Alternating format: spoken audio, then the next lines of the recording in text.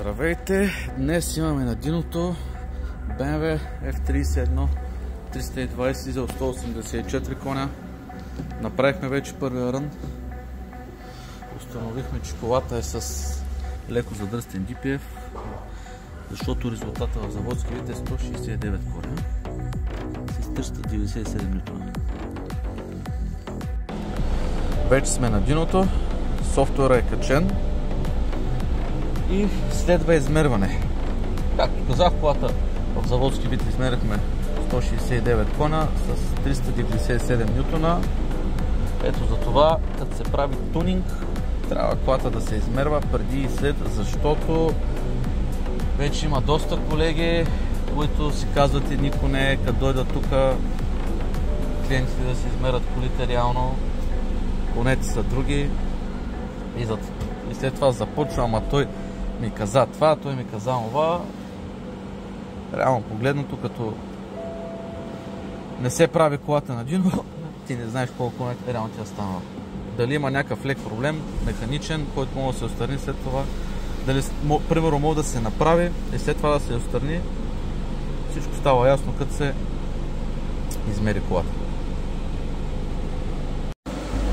Сега ще направим ръна.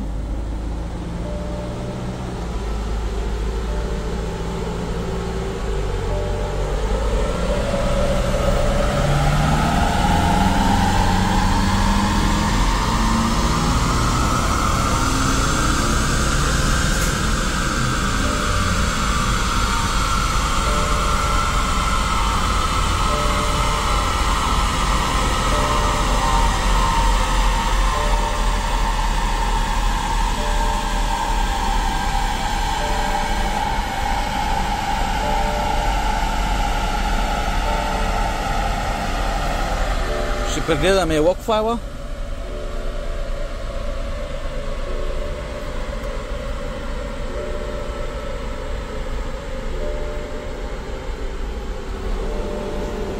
Двеста два коня.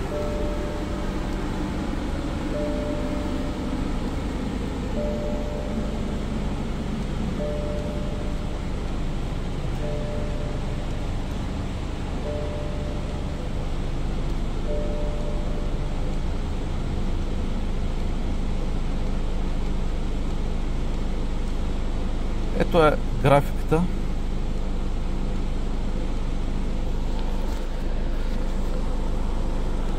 ...169 кона заводски вид, след измерване 202.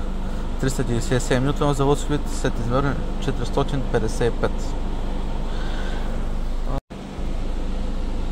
Ами, това ще е резултата в това състояние. Това реално изкарахме от автомобила.